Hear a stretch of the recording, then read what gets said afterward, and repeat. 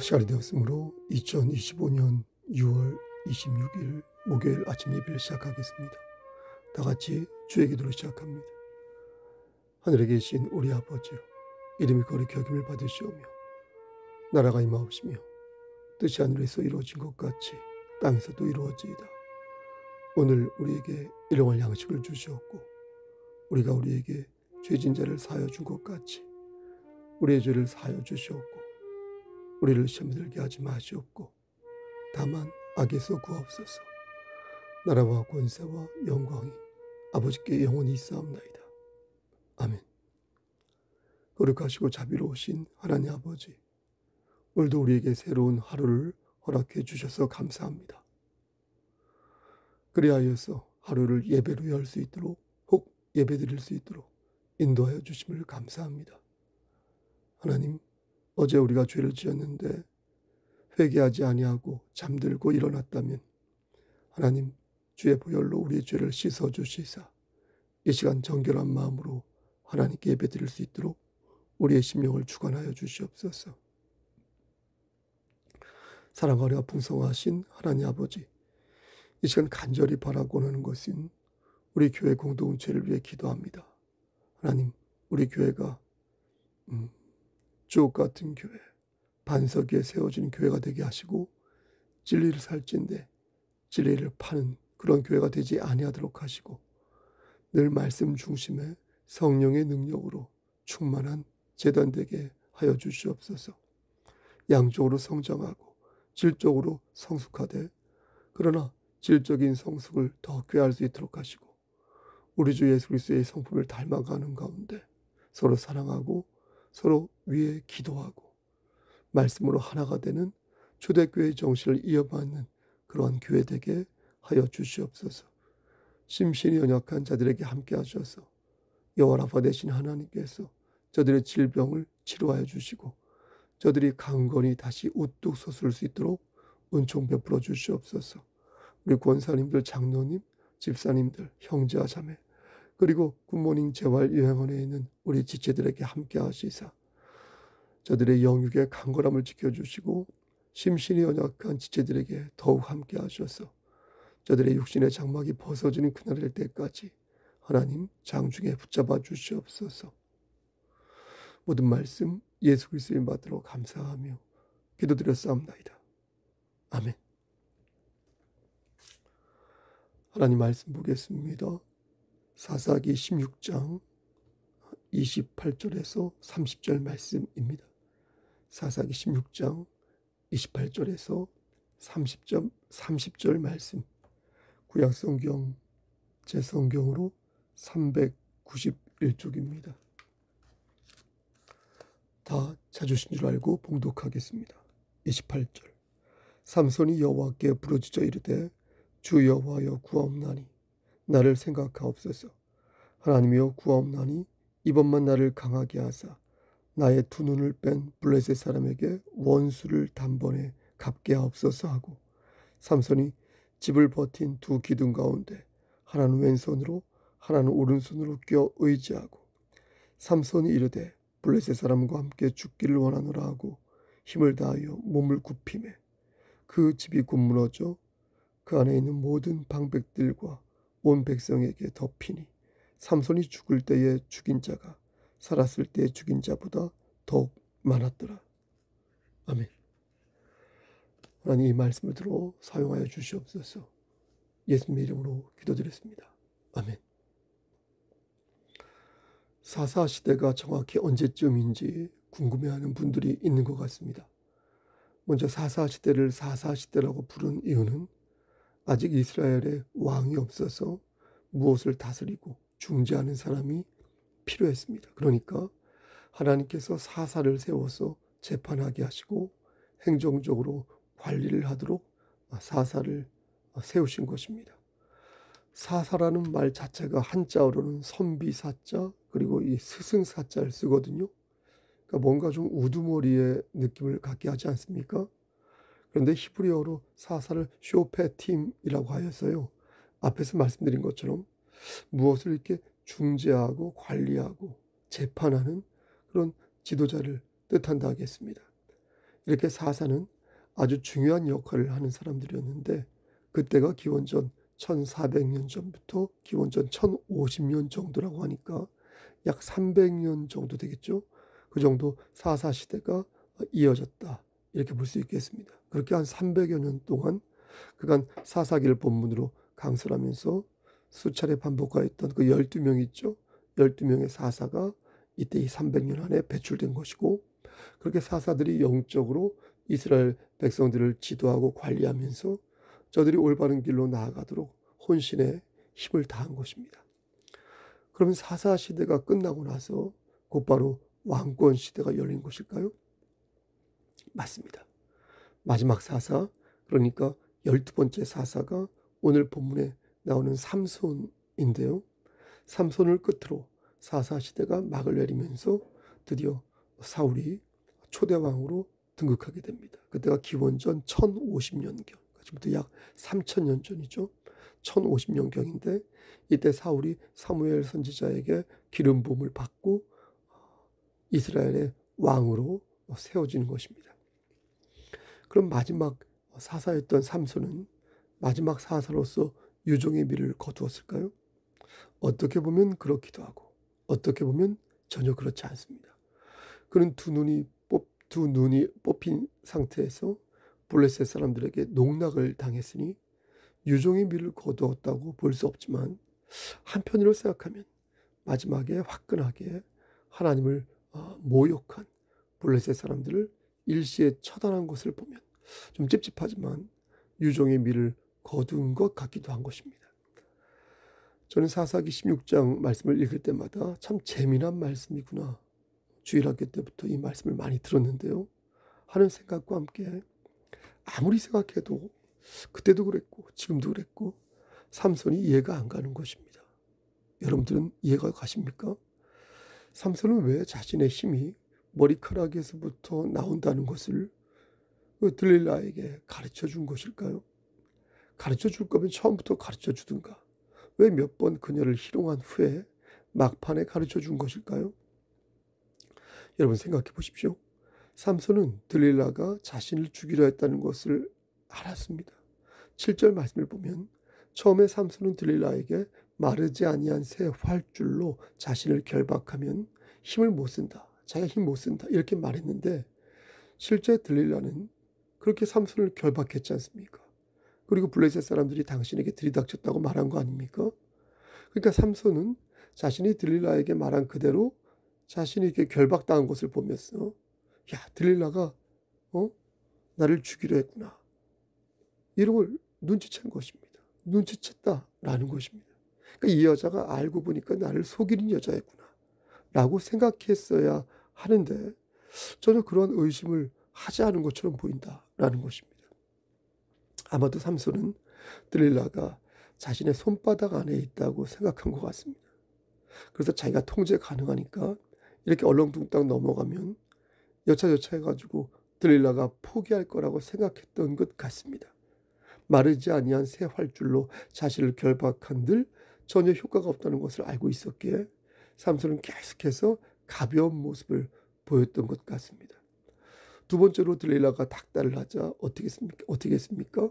11절에서 새 밧줄로 자신을 이렇게 결박하면 힘을 쓸 수 없다. 이렇게 또 거짓말하였고 이번에도 속은 들릴라는 삼손에게 어떻게 자신을 속일 수 있냐고 노발대발인지 아니면 지랄발광인지 아무튼 삼손을 막 닥달하였지 않습니까? 근데 이해할 수 없는 게 삼손이 그것을 다 받아주었다는 것입니다. 이 정도 됐으면 이제 확실히 들릴라가 자신을 죽이려 하는 나쁜 여자라는 것을 알아야 하는데 그럼에도 불구하고 끝까지 농담 따먹기를 하였으니까 삼손의 수준이 얼마나 경박한 수준이었는지 여기서 단박에 알 수 있는 것입니다. 여러분이 조금만 대화를 나누어도 그가 경박한 사람인지 아니면 진중한 사람인지 대강 알 수 있지 않습니까? 진중하지만 유머러스하고 경박하지만 유쾌하지도 않은 그런 사람이 실제 있지 않습니까? 그런데 안타까운 것은 그런 삼손을 아무도 좋아하지 않았다는 것입니다. 삼손은 들릴라를 사랑한다고 했지만 들릴라는 삼손을 사랑하지 않았습니다. 그는 각각의 사람들에게 은천개를 받을 생각으로 어떻게 하면 삼손을 저들에게 넘길 것인가, 거기에만 골몰하였습니다. 삼손은 세 번째에도 들릴라를 희롱합니다. 13절 말씀 보니까 자신의 머리털 7가닥을 배틀의 날실에 섞어 짜면 자신이 힘을 잃게 될 것이다, 이렇게 말하는데, 이걸 보면 어떻습니까? 이전의 2개의 대답과는 좀 질적으로 차이가 나는 매우 위태로운 답변이었음을 알 수 있습니다. 사람 마음이 그렇지 않습니까? 진실을 말하기에는 아직 경계되는 것이 있어서 조금 비슷한 차원에서 살짝 이렇게 말을 하면서 미안함을 덜고자 하는 그런 의도가 있지 않습니까? 삼손도 그런 의도가 있었던 것으로 사료됩니다. 이 정도 비스무리하게 얘기했으면 야, 들릴라도 이제 좀 물어보는 걸 멈추겠지 하는 바라는 마음도 있었을 테고, 어쩌면 이 순간에 이번만 거짓말을 하고 다음에 저 여자가 또 물어보면, 우리 그녀가 또 물어보면 그때는 말해 주어야겠다라고 생각했을지도 모르겠습니다. 어쨌든 이번에도 삼손은 들릴라를 희롱하였고요. 이에 들릴라는 15절에서 이렇게 거짓말만 하는 당신이 어찌 나를 사랑한다고 말할 수 있느냐며 또 노발대발 애걸복걸 발광을 합니다. 그러면서 다시 삼손에게 힘의 원천이 무엇이냐고 묻습니다. 여러분, 이 정도 됐으면 어떻게 해야 되겠습니까? 여러분 같으면 어떻게 하겠습니까? 들릴라 이 여자가 아주 나를 잡아먹으려 하는구나 하고 자리를 박차고 나와야 하지 않겠습니까? 그런데 삼손은 그러지 않았습니다. 아니, 안 한 게 아니라 그러지 못했습니다. 왜 그러지 못한 것일까요? 들릴라가 너무 예뻐서 그랬을까요? 아니면 들릴라가 너무도 관능적이어서 그랬을까요? 아니면 팜 파탈의 매력이라고 해야 할까요? 팜, 여성, 파탈, 치명적인. 그러니까 들릴라에게 치명적인 여성으로서의 매력이 있어서 그랬던 것일까요? 여하튼 삼손은 들릴라에게 헤어나오지 못했습니다. 16절 말씀을 보니까 삼손이 계속해서 들릴라가 조르니까 마음이 번뇌하여 죽을 지경이었다, 이렇게 말하는 것을 보면 삼손도 참 그렇고 들릴라도 참 독종이고 악다군이다라는 생각이 드는 것입니다. 16절에서 삼손이 번뇌하였다고 했을 때, 번뇌하였다고 했을 때 우리말로는 그냥 번뇌라고 하니까 괴로웠나 보다 마음이 싶지만, 히브리어로 보면은 이 번뇌를 카차르라고 하는데, 이게 잘게 찢고 자른다는 뜻이 있다고 합니다. 그러니까 삼손의 마음을 들릴라가 잘근잘근 씹었다는 것입니다. 이러니 더욱 이해가 안 가는 것입니다. 삼손은 어떻게 자기를 잘근잘근 씹어서 삼키려고 하는, 자기를 죽이려 하는 자를 어떻게 사랑할 수 있었을까? 어느 누구도 삼손의 이런 사랑을 수뇌부라고 말하지 않을 것입니다. 그렇다면 삼손의 사랑은 어떤 사랑이었을까요? 자신의 목숨을 앗아가려는 자를 끝까지 붙들고 있는 그런 삼손을 우리는 어떻게 생각해야 할까요? 전 삼손의 이런 사랑을 정욕이라고 말하고자 합니다. 정욕을 사랑이라고 말하기에는 여러 장애가 있습니다. 건강한 관계의 범주를 넘어선 집착적이고 강박적인 사랑, 그런 사랑을 우리는 병적인 사랑이라고 말하지 않습니까? 어떤 사람은 이것을 공동의존이라고 부르는 것을 보았는데, 심리학적으로 자신의 행복은 돌아보지 않고 상대방의 문제에 깊이 얽매여 가지고 내 자신의 삶을 희생하는 겁니다. 갉아먹는 겁니다. 이런 사랑은 자기 파괴적인 경향을 띠기 때문에 진정한 사랑이라고 말할 수 없을 것입니다. 그렇죠? 공동의존. 근데 삼손이 그리하였다는 것입니다. 그러면서 자신은 진짜 들릴라를 사랑하고 있다고 믿었다는 것입니다. 여러분, 결국 어떻게 됩니까? 들릴라가 지고지순하게 삼손을 끝까지 돌봐 주었습니까? 전혀 그렇지 않았습니다. 삼손이 눈이 뽑히고요, 노예가 돼가지고 큰 맷돌을 돌리자 들릴라는 자기 살 길을 찾아 떠났습니다. 바보 같은 삼손은 그렇게 노예가 되었고 온갖 조롱을 받으며 마지막 때를 준비했습니다. 삼손은 그때가 언제이어야 한다는 것을 알고 있었습니다. 최대한 사람들이 많이 모여서 무방비한 상태로 죽음을 당할 수 있을 때, 내가 그들을 죽일 때, 바로 그때가 삼손이 기다리던 때였던 것입니다. 23절 말씀을 보면 바로 그때가 언제인지 알 수 있는데요. 블레셋 사람들이 숭배하던 다곤에게 제사를 드린 때가 바로 그때였습니다. 그들은 술을 거나하게 마신 상태에서 삼손을 불러 제주를 부리게 하는데, 여러분, 눈이 안 보인 사람에게 제주를 부리게 하면 어떤 제주를 기대하겠습니까? 아마도 눈이 안 보이는 삼손에게 노래를 부르라고 했을 것입니다. 그리고 춤을 추라고 했을 것입니다. 그러니까 노래를 부르며 춤을 춘다. 머릿속에 그림이 그려지십니까? 그 우람한 근육맨 삼손이 눈알이 뽑힌 상태에서 박수를 치면서 춤을 춘다고 생각해 보십시오. 혹은 노래를 부른다고 생각해 보십시오. 얼마나 비참합니까? 바로 그때 삼손은 마지막으로 하나님께 간청한 것입니다. 삼손은 이전부터 지배 구조를 잘 알고 있었습니다. 그러기에 잠시 휴식 시간을 이용해서 옆에 있던 소년에게 건물 전체를 바치고 있는 기둥을 찾아서 그것에 의지하도록 해달라고 말한 것입니다. 여기에서 의지하겠다라는 그 말은 잠시 쉬겠다는 것이니까 소년도 잠시 쉬겠다는 삼손의 말을 별 의심 없이 받아들였을 것입니다. 그리고 이미 삼손이 힘이 빠진 상태지 않습니까? 소년이 그걸 모르고 있을 리가 없기 때문에 대수롭지 않게 소년은 삼손의 말을 들어주었을 것입니다. 이제 삼손은 마지막으로 하나님께 간청하였습니다. 28절 말씀 보니까 여호와여 나를 생각하옵소서 구하옵나니 이번만 나를 강하게 하사 나의 두 눈을 뺀 블레셋 사람에게 원수를 단번에 갖게 하소서. 하나님께서는 삼손에게 마지막에 힘을 허락하셨고 삼손은 그 힘을 발휘함으로써 집을 무너뜨렸습니다.